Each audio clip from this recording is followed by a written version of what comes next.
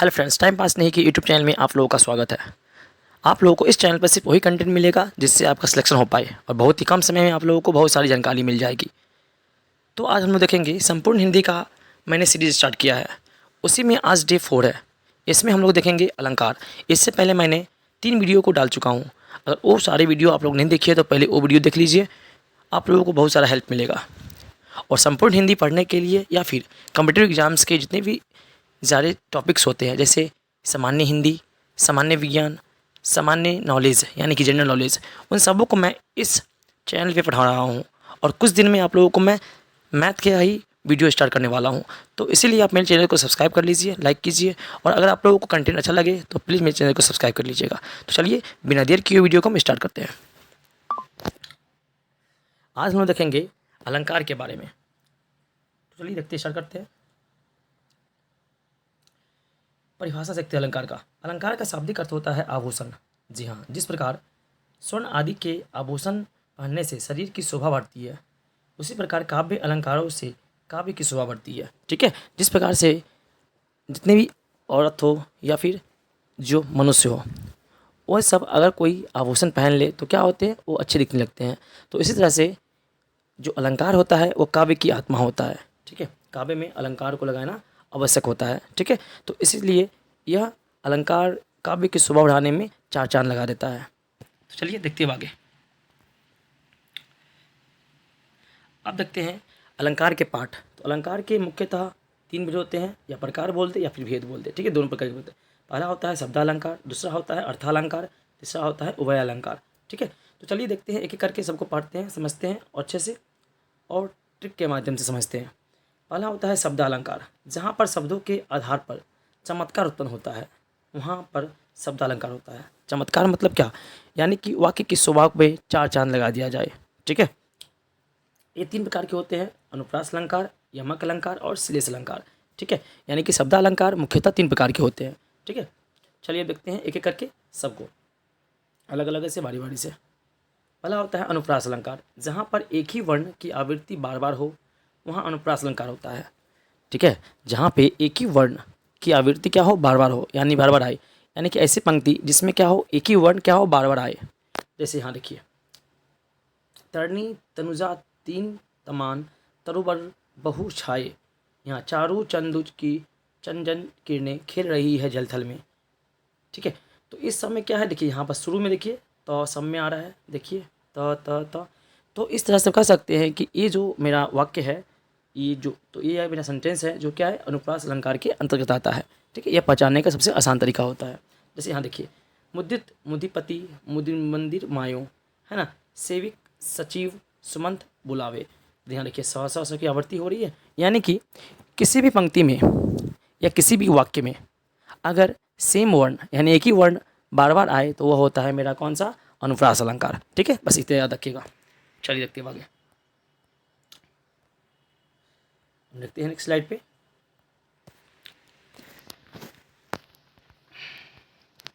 अब देखिए, हाँ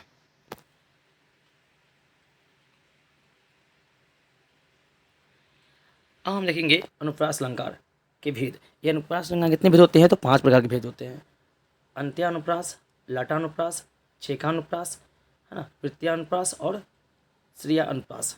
ठीक है, ये सारे 6 प्रकार के कौन होते हैं, अनुप्रास अलंकार के पार्ट होते हैं। ठीक है, चलिए देखते हैं आगे। अंत्य अनुप्रास क्या होता है, जहाँ पर पद के अंत में एक ही वर्ण और स्वर की आवृत्ति हो, वहाँ पे अंत्य अनुप्रास का अनुवाद होता है। जैसे देखिए, जय हनुमान ज्ञान गुण सागर, जय कपीस तिहुलोक उजागर। यहाँ देखिए लास्ट में क्या है, र आ रहा है, तो इस तरह से कह सकते हैं यह है अंत्य अनुप्रास। ठीक है, अंत्य अनुप्रास है, यानी कि सेम वर्ण से लास्ट में दोनों जगह क्या हो, सेम सेम हो, लास्ट अंत हो, है ना। जो भी कोई सा भी वाक्य अगर सेम वर्ण से क्या हो, समाप्त हो, तो वहाँ पे होता है अंत्य अनुप्रास। ठीक है, ये याद रखिएगा। चलिए देखते हैं आगे। जैसे यहाँ देखिए, रघुपति राघव राजा राम पतु तपावन सीताराम, यहाँ मौ आया, यहाँ भी मौ आया, तो इस तरह को क्या करते हैं, हम अंत्यानुप्रास करते हैं। चलिए अब आगे देखते हैं। नेक्स्ट होता है लाटानुपात। जहाँ पर पद में समानार्थी शब्दों की आवृत्ति हो। समानार्थी मतलब क्या, एक शब्द वाले, अन्य अर्थ वाले। जैसे देखिए, परंतु उनके कुछ अंतर हो तो वहाँ लाटानुप्रास होता है। जैसे देखिए, पूत कपूत त्यो यो धन संचय, पूत सपूत तो क्यों धन संचय। ठीक है, ये सब क्या होता है, शब्द जो एक ही है लेकिन उसके क्या है, समान अर्थ वाले हैं, लेकिन कुछ अंतर उसमें पाया जाता है। ठीक है, चलिए अब हम देखते हैं यमक अलंकार। जहाँ पर एक ही शब्द दो या दो से अधिक बार आए और उनका अर्थ प्रत्येक जगह अलग अलग हो तो वह यमक अलंकार होता है। देखिए, ठीक है, इसमें क्या है, शब्द एक आए, है ना, शब्द दो या दो से अधिक बार आए लेकिन उसका अर्थ क्या हो, एक ही हो। जैसे देखिए, अलग अर्थ क्या अलग वाला है, अलग अलग अर्थ होता है। शब्द एक ही होते हैं लेकिन अर्थ क्या होता है, अलग अलग होता है। जैसे यहाँ देखिए, काली घटा का घमंड घटा। यहाँ घटा का मतलब क्या है, बादल, और इस घटा का मतलब क्या होता है, कम होना। ठीक है, यानी कि सेम तो वर्ड है ना, सेम वर्ड है, हटा घटा घटा, लेकिन ये घटा का मतलब क्या होता है, बादल। ठीक है, और इस घटा का मतलब क्या होता है, कम होना। ठीक है, चलिए अब हम देखते हैं आगे।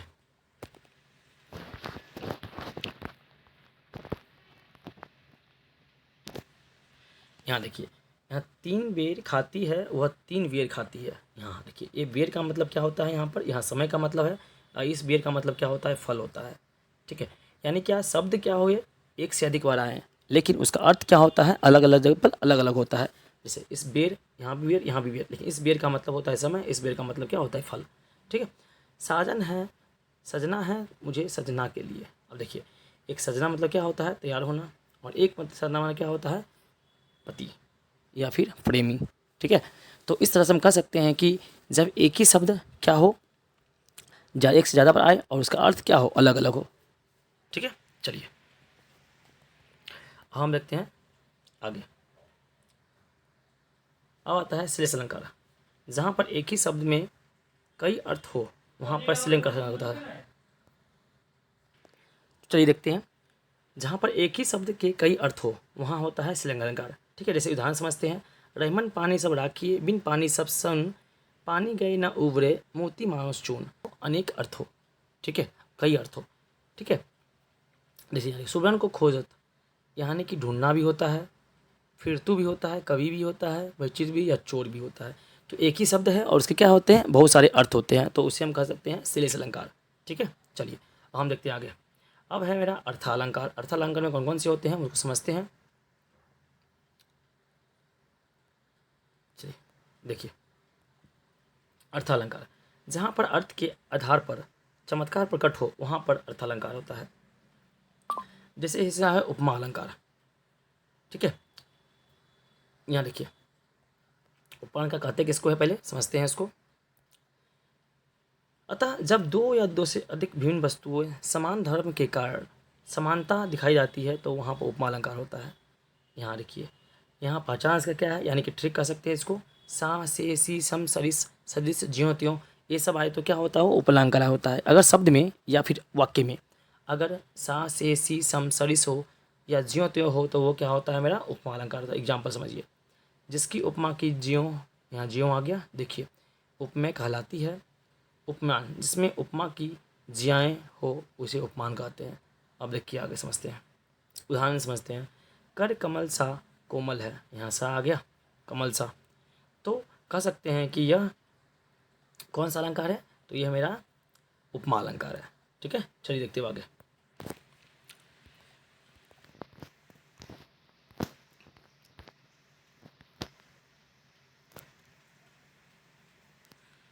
अब देखिए एग्जाम्पल समझते हैं। पीपर पतित सरिस मन डोला, यहाँ देखिए सम से सरिस आ गया, तो हम कह सकते हैं, यहाँ देखिए मुख चंद सा सुंदर है, यहाँ आ गया सा। नील गगन सा, यहाँ सा आ गया, हृदय रो रहा है, तो उसे हम कहते हैं उपमा अलंकार। अब देखते हैं उत्पक्ष अलंकार क्या होता है। जहाँ पर देखिए क्वेश्चन क्या बोल रहे हैं यहाँ पे, समझिए पहले। जहाँ पर उपमेय में उपमा की संभावना व्यक्त की जाए या फिर वर्णन हो तो वहाँ पे उत्प्रेक्षा अलंकार होता है। इसकी पहचान क्या है, मनु मनु जानो जनो जनहु जानो जानो। ठीक है, तो ये तो है क्या, उपमा अलंकार होता है। अगर किसी भी वाक्य में अगर मनु मनहु बनहु जनहु जनहु जानो अगर आ जाए तो क्या होता है, मेरा उत्प्रेक्षा अलंकार होता है। अब समझिए एग्जाम्पल से, मौनोमुख चंद्रसा सोहत ओढ़नी पीत पट श्याम खिलौत गात मानो। आ गया मानो। तो ये कौन सा हो जाएगा मेरा, समझिए, ये उत्प्रेक्षा अलंकार मेरा हो जाएगा।